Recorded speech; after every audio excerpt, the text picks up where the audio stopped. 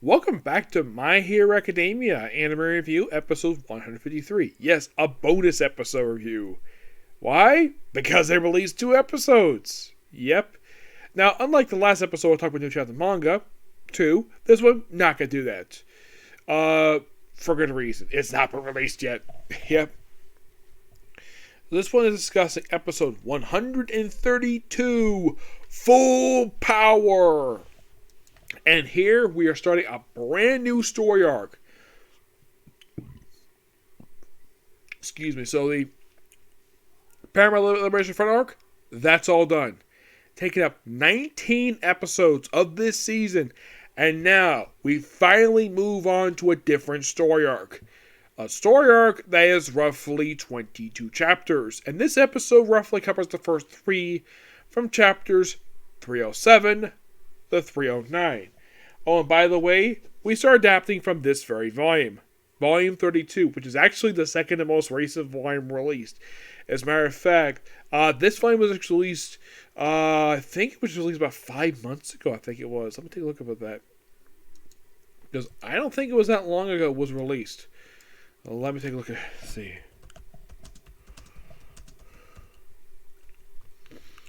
Well, volume released here, per se. Yes. So, basically, in Japan, they've already up to volume 37 already. Yeah, 37. And, so apparently, this volume came back in October of last year. Yeah, which was released 1 year exactly after this volume released in Japan. And, of course, I did get volume 33, so don't worry about that. Now you might be thinking, October 4th, was that basically just a few days after the start of the season? Oh yes, definitely.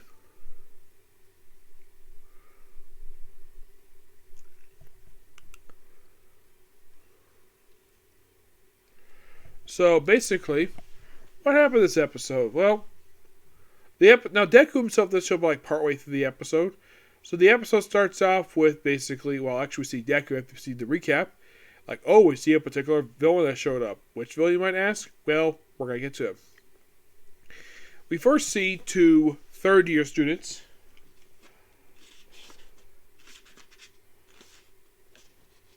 Which, of course, here's names, which basically are Turtleneck and Grind. Where their job is to evacuate some civilians who decide not to evacuate. Yep, that was simply the reason for it. They chose not to because the public has lost all faith in superheroes because of basically what Dabi did. Yep, so, by the way, the city is still ruined. So, they tell them to evacuate, they say no, and then they leave. So, then, of course, then we have a villain show up. Which villain, you might ask? Muscular! Making his, he did show up previously toward the end of the previous arc.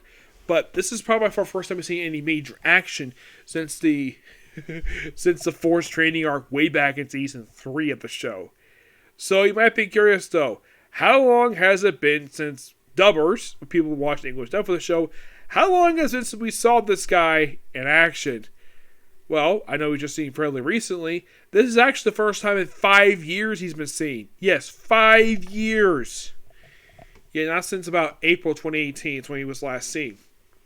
So he beats up Grind, and of course the civilians basically see sort of the other ways and see that this kid basically is trying to protect the best he can.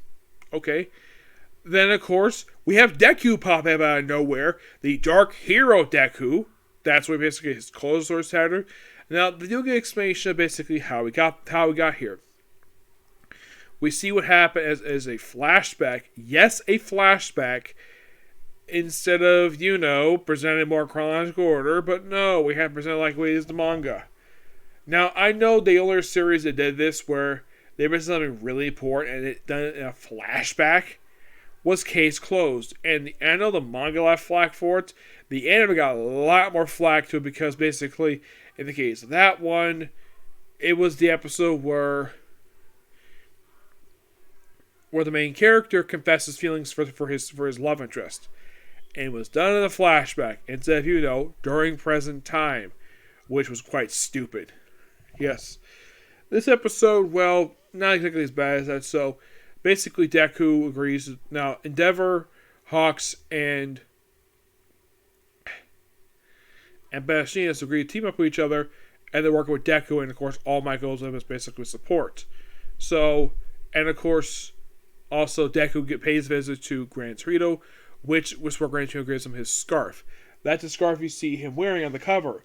Yes, that very scarf that he wears, Gran Torino gave that to him. So, Deku proceeds to fight Muscular, tries to teach Torso over Erebus ways, but he's just basically just a wild beast. He asks him this question, where's All For One and Todoroki? He doesn't really know. He tells him to go wild, whatever he wants. So Deku beats him pretty easily and then drops him out the and basically, he also saves Grind. Grind, of course, taken away by the civilians, and of course, Turtleneck to a medical facility. While in the case of Muscular, he's dropped off at the policeman. Of course, you got Iron Maidens, like, yeah. And of course, like, he leaves him tied up, like, oh look, that's one of the prisoners. And Deku jumps away and meets up with All Might, where he's there with his Batmobile. I'm not kidding, he's driving a car again. Which you're probably thinking, did the writer of the series basically take inspiration from the first movie for this? You know, of All Might having a car. Because here's a strange thing about All Might. In the main series, you never see him ever drive at all. I mean, you don't see characters driving any vehicle until like season 5 of the show. No joke, they apparently don't do any driving in the show, in the comic. And then, of course, the movie apparently introduced, oh yeah, the fact that All Might had this sweet car made with this guy named David Shield, though his beautiful daughter basically just as good support as he is. So he has his own car, and it reveals that Deku has got special gauntlets now, mid-gauntlets. Basically, he's got the main gauntlets. Now, that's basically what these round things are that you see on the cover, which he does wear in the anime. And apparently, they got those just before everything was shut down. Now, I should point out, though, this came out during the height of the pandemic.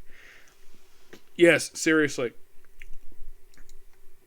Yeah, these chapters were only came out, I think it was about 3 years ago, I think it was.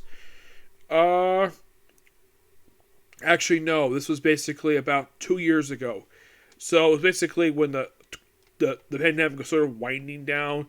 Things were slowly reopening back up a little bit more. Now everything's fully back open again. Excuse me.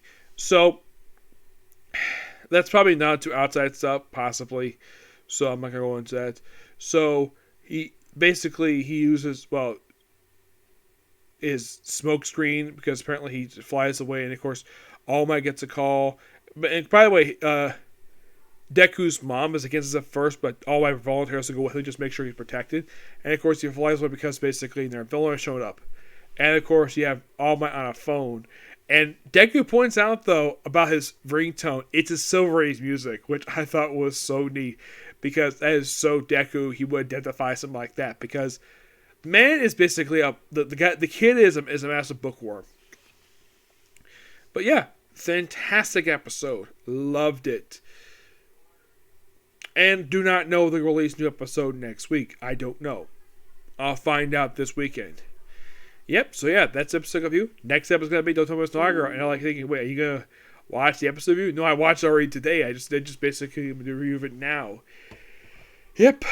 And with this one, Dotomo Nagara, I officially am down to 3 anime left. Trigun Stampede, Case Closed, and Boruto.